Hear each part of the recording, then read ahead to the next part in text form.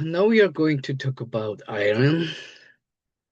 We are getting closer and closer to the Industrial Revolution. So let's take a look at iron, one of the key materials that made the Industrial Revolution possible. Um, from the 15th to the 18th centuries, metallurgy, uh, basically the technology of producing metal relied on two main components, a blast furnace and a hammer.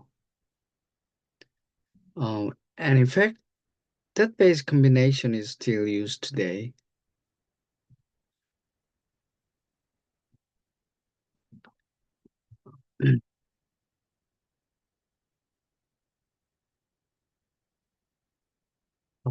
This is we old um, iron mill looks like, and this is what a modern steel mill looks like. And the basic process is still the same. You melt iron in a blast furnace and you shape it by hammering. Of course, there have been many detailed changes and improvements, but the overall framework hasn't really changed. It's through these more refined steps that steel we are familiar with today is produced.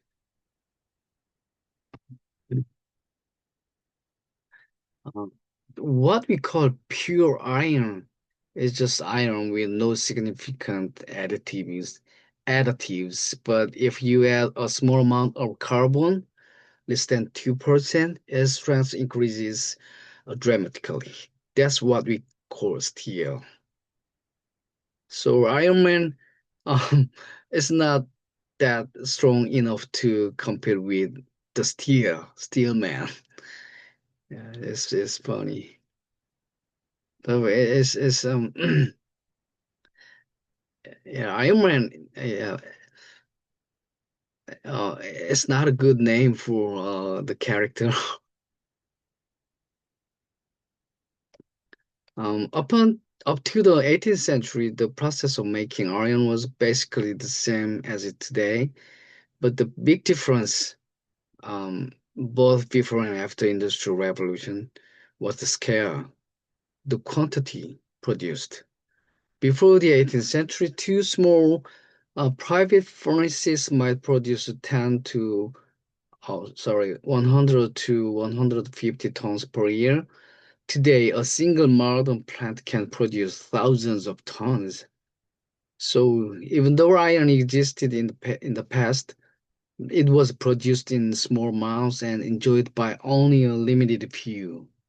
Modern civilization, by contrast, is a world where iron and steel is mass produced and widely available.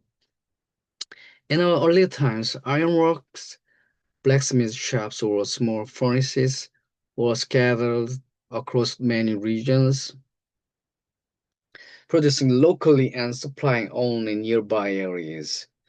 But today, iron production is concentrated in massive steel producing cities, like in Korea, as Pohang and Gwangyang in southern area, and the output is distributed on a global scale.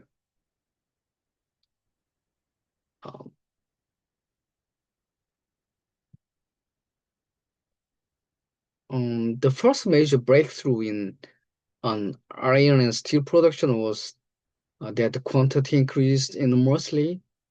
The second breakthrough was that the center of iron production and use shifted from China to Europe. China began producing iron very early, around 5th century BC, but after the 13th century, Chinese iron production stagnated, and that remains a significant historical puzzle.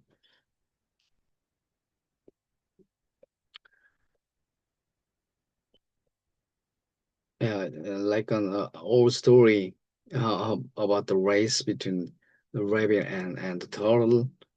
Yeah, the China, yes, was very fast, but around 13th century, China stopped producing and developing iron things. That's on the historical puzzle for Brodel. Let's take a look at the early stage of making iron in China.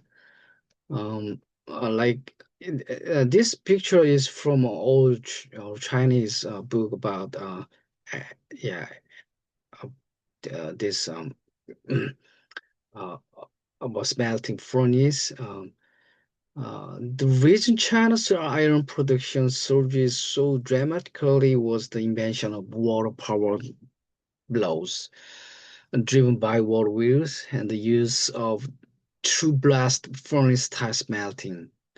Yeah, in the Han Dynasty, we are like the 2 centuries before BC and century AD. Um, and the people used water-powered bellows together with a high-temperature refractory brick furnace, which allowed them to reach much higher heat. This improved both the quantity and quality of iron.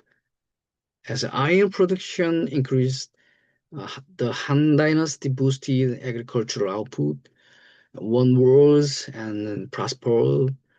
Iron became so essential to uh, administration that, along with the salt, it was placed under government control.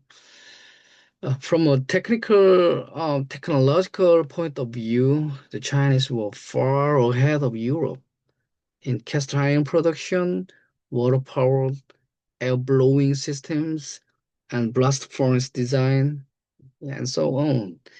And during the Song Dynasty, they even replaced the charcoal with coke as fuel about 700 years earlier than Europe.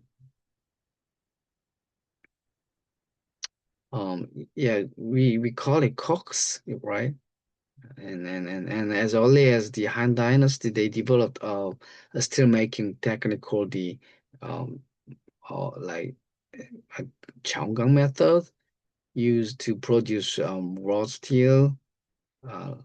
That's likely more than 1,000 years ahead of Europe. This method is worked by adding powders, iron on into molten pig iron, which removed carbon and produced a semi-molten mass of steel.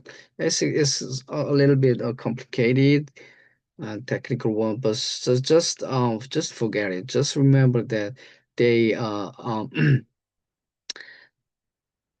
they developed it, yeah, other ways to make iron stronger than before, and is using the like some material rather than the charcoal. They used coals, and it enabled iron or like include a little bit of oxide carbon in in irons that makes the iron like good steel. Do you know what it is? From this process came what we often call the Damascus steel, also known as woods. It was an extremely high value steel in the past, and swords made from it were famous as sabre blades. Some historians argue that this exceptional steel was one of the reasons nomadic warriors who invaded Rome and medieval Europe enjoyed such military success. Yeah. This is some like famous Damascus steel. Yeah, if you are interested in the like all mo weapons or like the like kitchen gadgets like this one. Um, but it's a bit like those explanations of Renaissance that place huge emphasis on the invention of eyeglasses. I remember that we should be cautious of about the cause and effect relations. Uh, anyway, but it is understandable that the victory of the nomadic people from the east, from Asia, defeated the European ones. They got like the Damascus steel, the sword is more stronger than the iron ones. So it makes sense, doesn't it?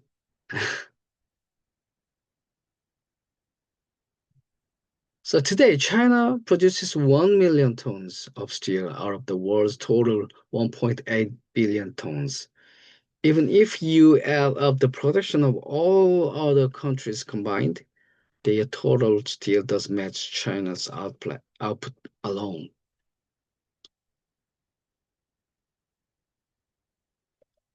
So if Brodel had lived into the 21st century, or even just seen China rise as an economic superpower, he probably would have offered some far more striking revisions on his own arguments.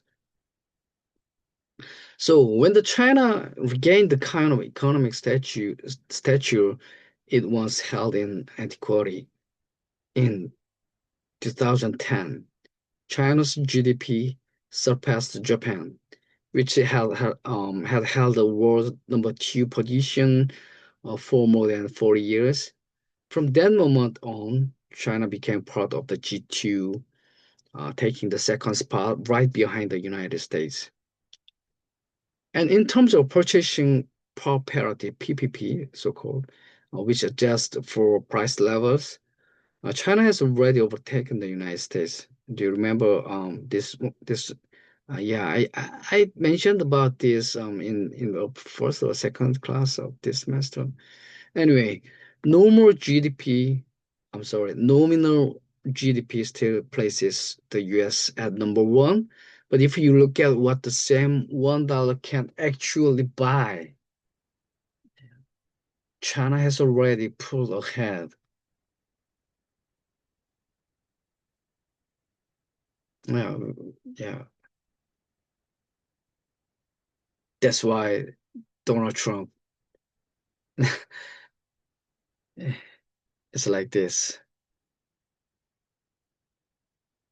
Um, uh, then what about the uh, from 11th to 15th century Europe and their mythology?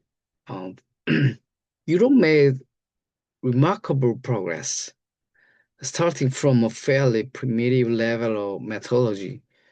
Europe eventually developed techniques advanced enough to follow, though not surpass, China. In the early stage, in the early stages, European furnaces were very basic, open-topped clay or stone structures with low walls, weak air blowing systems, and naturally very limited output. The turning point came when Europeans began using water power. Once water wheels were introduced into in-working, ironworks were built along riverbanks, like you said in the picture, like you see, where water power drove large blows, or crushing hammers and forging hammers. And Europe could finally reach temperatures high enough to achieve true fusion of the metals. And production increases dramatically with the use of German hammer, which is a massive hammer weighing 500 to 600 pounds. as well as the Italian hammers, a smaller hammer that strike rapidly in continuous succession. Uh, there were other technical advances as well. Drawing on the first mountain streams of Alps for even stronger blast pressure, and developing methods for refining cast iron. So before long, blast furnaces began running continuously and their scale expanded, laying the groundwork for Europe's later metallurgical boom.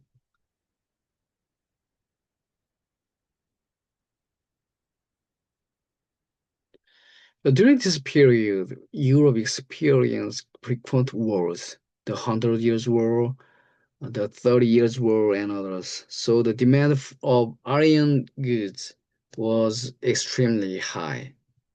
It was just kitchenware and household items, pots, pans, cooking tools, hearth equipment, plowshares, and so on. The demand for military supplies also surges. Armor, swords, spears, matchlock guns, cannons, and cannonballs. But even with this rise in demand, Europe was still in concentration stage. In broadest expression, in pre-concentration stage, it means that a stage before anything we might call a real revolution. So all this process of developing about making iron is like a preconditional or like a pre-stage for of the real revolution in the 19th century. Production units was small, production sites were scattered, and transportation limitations prevented through large-scale centralization. But after the 18th century, um, it, it dramatically changed like this. So now the unions were got together, and the amount of production reached high. Um, yeah, there was a dramatic and rapid increase in production.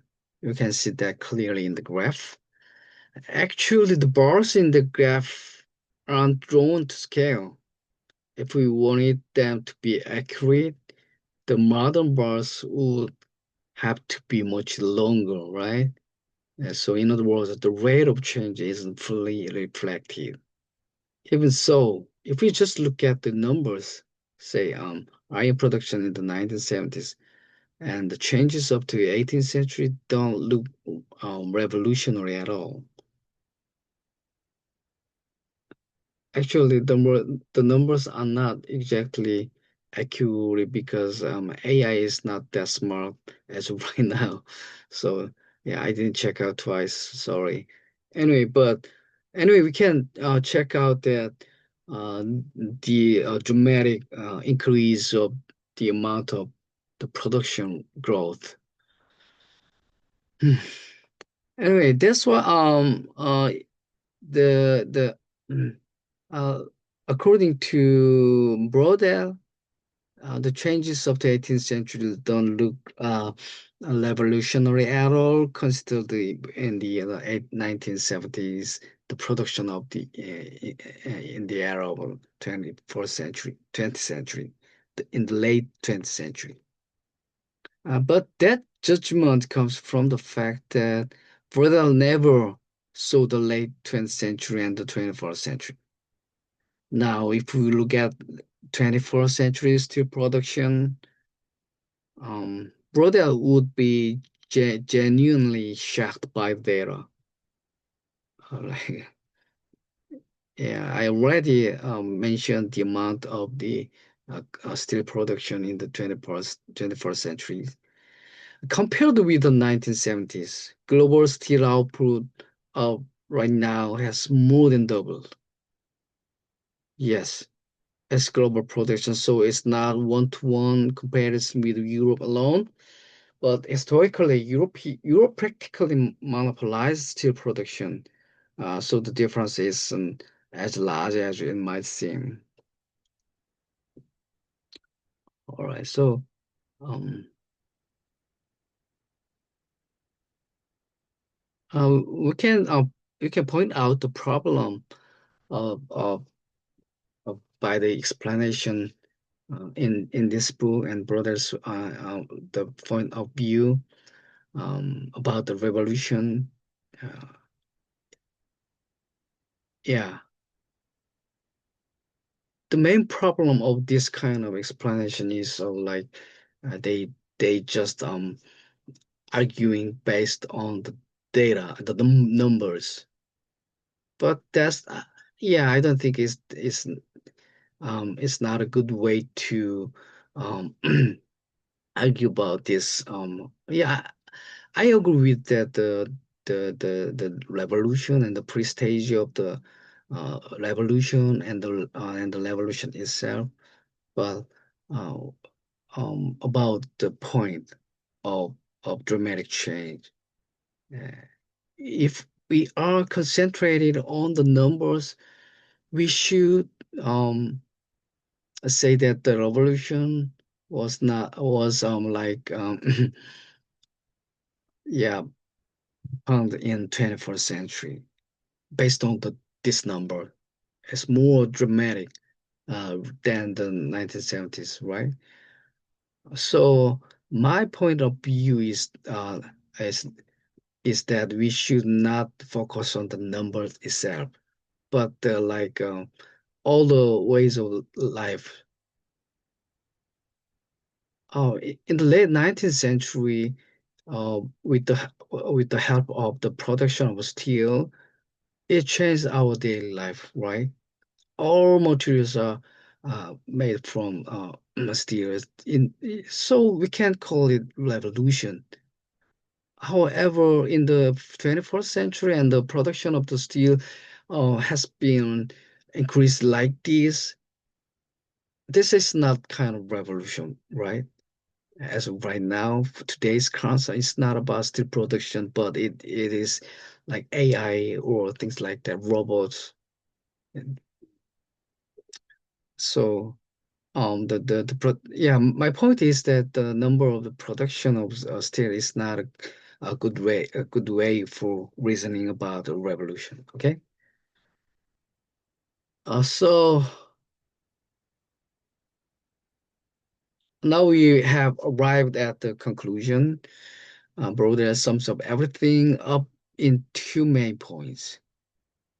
The first one is looking at the late 18th century and ranking humanity's major and resources by importance. Animal power was the most important, followed by human power enhancement by tools, then wood, and finally water power and wind power, including sails. But in the middle of the book, he um, emphasized the importance of wood, right? Anyway, but like this, the order of importance is not that uh, uh not important as much as the importance of or making irons. And the second point is about iron production. The key ideas are these. Progress was slow, but it did advance. And later it led into a phase of rapid acceleration. This early period was essentially a preparatory stage. So, and these two phases are not separate episodes. They form one continuous movement. There's no revolution that appears out of nothing. Yeah, that's a good point for historical um, research, as well as you yeah, studying in other fields.